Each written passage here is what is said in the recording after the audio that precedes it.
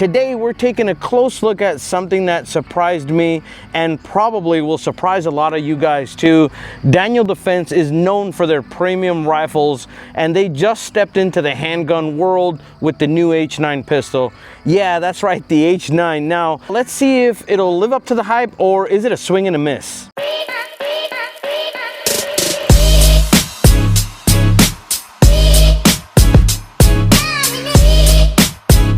So a quick backstory. The original H9 came from Hudson Manufacturing.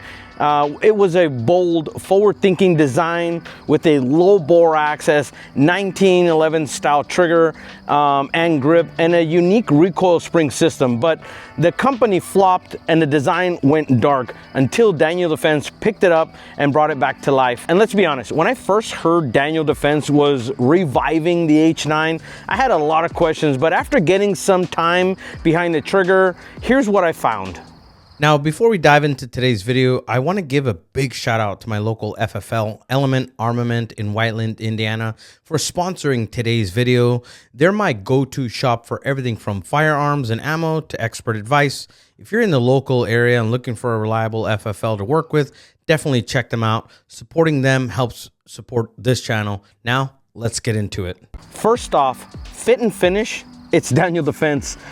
Everything is tight, clean, and screams premium. The slide serrations are aggressive without being cheese graters. Grip texture hits that just right zone for carry or range use, and that 1911 style trigger pull, yeah, it's back and better.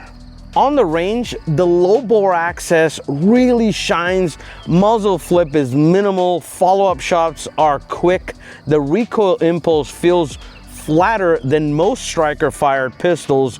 You can tell the design is meant for people who care about how a gun actually shoots, not just how it looks. And that trigger, it's crisp, short reset. It's not a 1911 trigger, but it flirts with that territory in a striker fired format. Not bad at all.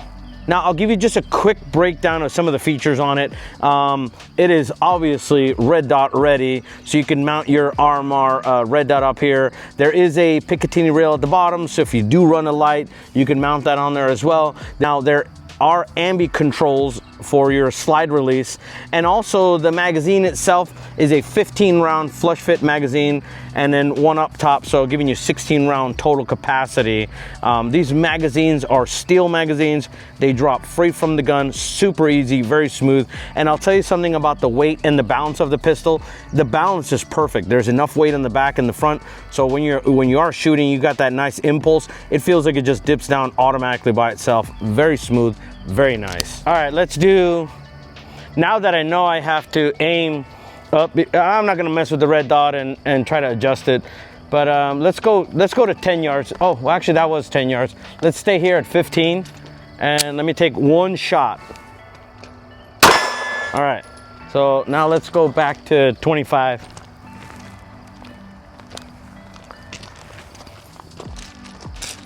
Now, the further and further we get away, it's more and more difficult. Maybe not. That was 25. I don't know. This is probably let's go a little more. Yeah, this is probably 35. This will take maybe a couple shots.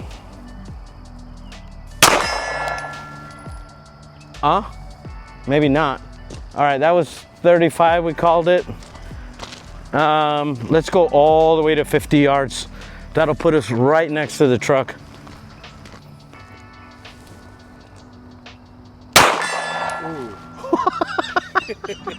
Would I carry it? Maybe. It's got that shootability of a full size with the footprint of a subcompact. Now, I think if I were to throw this in the waistband, I think I can get away with it. I wore it around the house for about 7 hours, and let me tell you, it is comfortable. Now, I'm not used to the 1911 style grip. I'm not sure if I would fully use that as an EDC pistol, but I'll tell you, this one, for me, is a winner. Just like anything else, there are pros and cons to everything, okay? And there's no exception to this pistol. Now, this one definitely has great shooting characteristics. It's definitely a premium build. It's a unique design brought back to life. It's optic ready, it's ambi friendly. There's a lot of good things. Now, some of the bad things are price point. It's not cheap. Okay, it's heavier than the polymer options that are out there. There's a lot of polymer options, and it's still unproven in long-term durability. And I'll tell you, time will only tell. Miss. That was 1.89. All right, let's try to go a little faster. Miss. 1.46.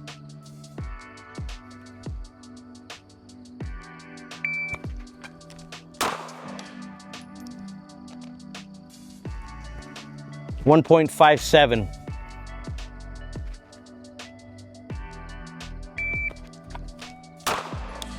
I didn't see the red dot that time.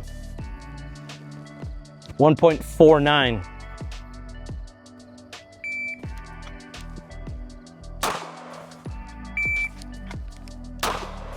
All right, so I always say I'm not the fastest. I think I hit the target just a couple times. I'm probably not going to use this in the video. Let's do one more.